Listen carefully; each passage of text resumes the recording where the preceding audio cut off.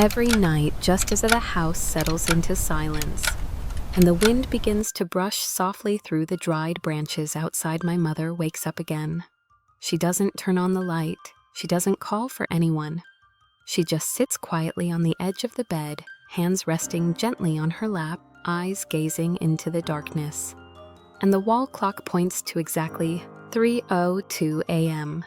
Tick, tock, tick, tock.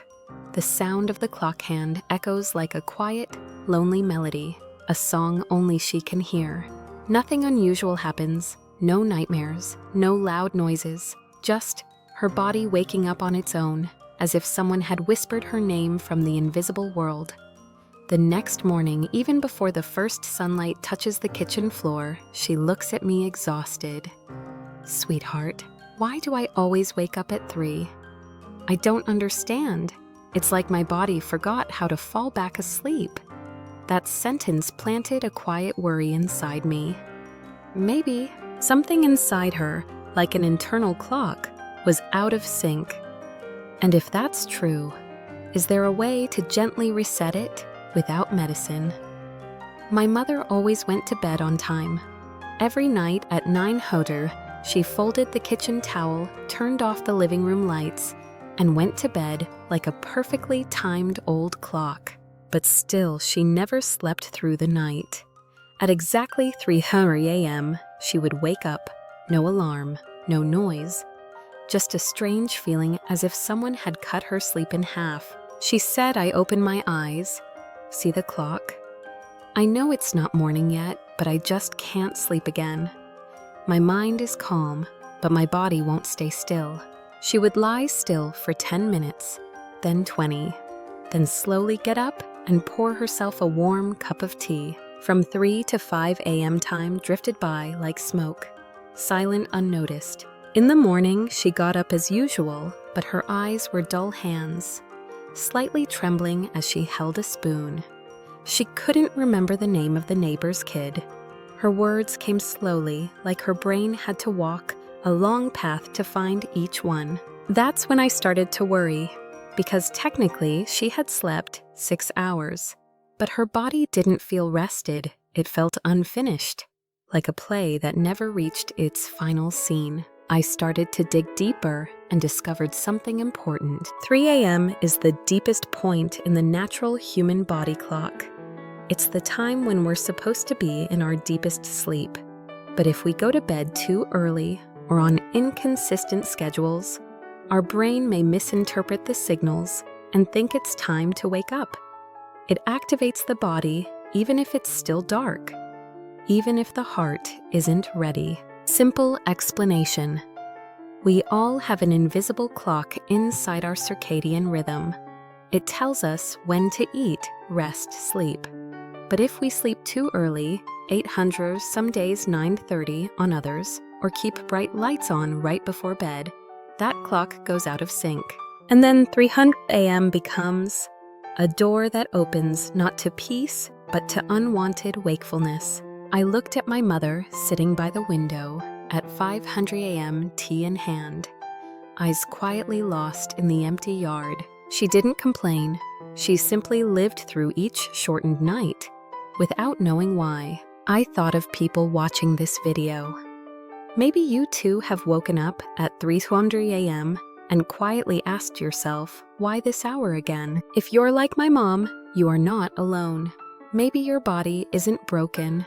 It's just listening to the wrong bell from the clock within. I started tracking my mother's sleep like a gardener watching for the first signs of spring, noting what time she went to bed when she woke up and how she felt when she entered the kitchen. The first line in my little notebook read, asleep, 8:10 p.m., awake, 3:07 a.m., drank tea, couldn't fall back asleep.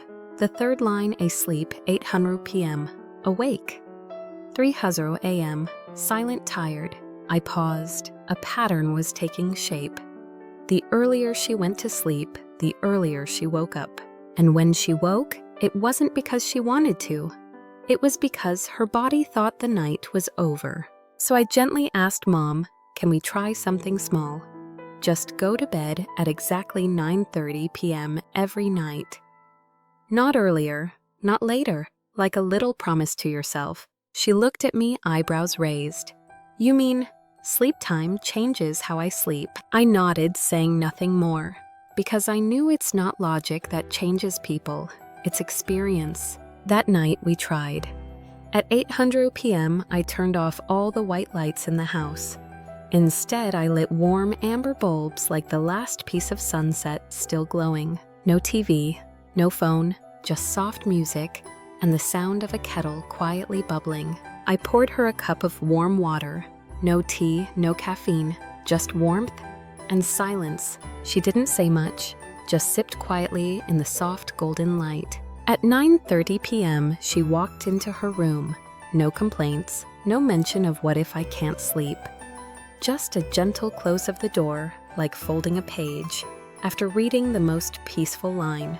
The next morning, she woke up at 5:00. I heard the soft broom brushing the porch. When I stepped outside, she looked at me, and there was something bright in her eyes. I didn't wake up at 3, she whispered, not sure why. But for the first time in months, my sleep felt whole. Nothing woke me. We kept going. Day 2, she slept until 5:20. Day 3, 5:30. No pills, no doctors, just softer lights, a consistent bedtime, and quiet companionship. Each night before bed, she started writing in that notebook herself. 9:30, asleep. 5:30, awake. Sleep was smooth, no dreams, head feels light. I watched her. Her face looked less tense. Her steps were steadier. Her smile came earlier in the day. She no longer mentioned 300 a.m. No more asking, why do I keep waking up at that hour? Because now her body wasn't being startled awake by confusion. It was being gently lulled back to rest by rhythm. And just like that, after many nights disrupted by an invisible clock, my mother began learning how to reset time with tenderness at 9:30 each night. When I was little, my mom used to tell me, to stay healthy, you have to eat on time and sleep on time. And yet in her later years, she forgot that wisdom, not because she didn't remember it, but because the world around her changed so fast. Her once steady routine, as predictable as the ticking of an old clock, had become scattered. Some nights she went to bed at 8:00, other nights not until 10:00. Sometimes she stayed up watching TV. Sometimes she tossed and turned without reason. And gradually, the 3 a.m. awakenings became more frequent, more vivid, and more chilling. So we made a decision to adjust things slowly, gently, like turning the hands of an antique clock that needed patience and care. I called it 3 steps to lock in sleep time, so sleep can come back. Step 1 of fixed bedtime: a date with yourself. I invited Mom to think of 9:30 p.m. as the time to fold the day. Not a rushed bedtime, but a soft close to the day's pages so we wouldn't carry unfinished worries into sleep. We made it a habit, no sleeping before 9:15 and not later than 9:45. Even if sleepy early, we held off gently. Even if visitors or a good movie, we paused and said, let's save the rest for tomorrow. Like each night was a new chapter, and 9:30 was the quiet period at the end of the sentence. Step 2, amber lights, telling the body, it's time to rest at 8:00 p.m. I turned off all white lights in the house. Instead, I turned on amber lamps warm like a cozy fire. Every time I lit that golden glow, Mom would sigh softly. This light makes my whole body soften. It feels calm. We also turned off the TV by 8:00. No noise, no stimulation, just quiet music, or sometimes nothing at all. Just the sound of tea as being poured a soft page, turning the hush of the body settling in. Simple science blue light from phones and TVs can block melatonin, the hormone that tells us it's time to sleep. But amber light like sunset signals the brain gently. The day is over. It's time to slow down. Step 3, Write a gratitude line or fold a cloth. Not everyone likes to write, but everyone can do something small to settle the mind. Mom chose to write. Each night at 9:20, she opened her little notebook and wrote one line. The breeze today felt nice. Dinner reminded me of your dad's favorite fish. No phone calls today. Peaceful. And on nights she didn't feel like writing, she folded a cloth. No purpose, no perfection. Just a familiar motion to tell her mind, the day is done.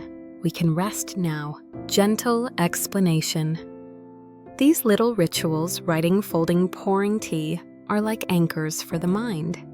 They quietly say, let go, we're safe now. And since we began those 3 steps, my mother no longer wakes at 300 a.m. because of a broken rhythm. She no longer says, why do I keep waking up at that exact time? Instead, she smiles in the morning light and says I must have slept deeply last night. I don't remember a thing. And just like that, my mother no longer floated through broken nights. She learned to live in rhythm again and sleep, like a child in her own embrace. One foggy morning, my mother said to me, her voice still carrying the hush of the night, it's like someone keeps waking me up at 3 a.m., and I just can't resist. It wasn't a nightmare, it wasn't noise, and it wasn't pain. It was something deeper, like her inner clock had been wound wrong and kept ringing at the same silent hour, every single night. But now things have changed. After many nights of going to bed on time, after evenings of soft amber lights and warm water my mom no longer wakes at 3:00 a.m. One morning, I asked her how she slept. She smiled gently. No one knocks on the door anymore. I guess I've been locking it properly these days. I knew what she meant. She wasn't talking about the door to her room.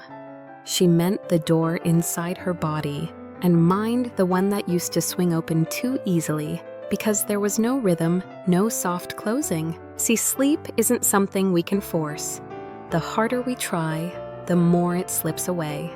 But if we care for the signals, if we create gentle, steady habits, if we learn to invite sleep like an old friend, it returns. Not loudly, but through a peaceful night and a quiet sunlit morning. If you're still here, maybe you too have opened your eyes at 3:00 a.m., laying quietly in the dark, asking why again. At this hour, I want you to know you're not alone.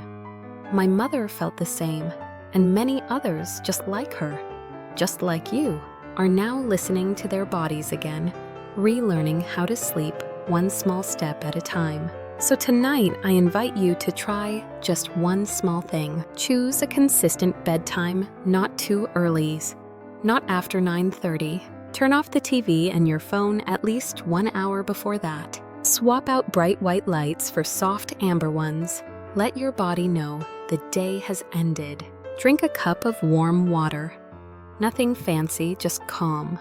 Write down one thing you're grateful for, or simply fold a cloth like my mother does. No need to be perfect, just be gentle and be consistent.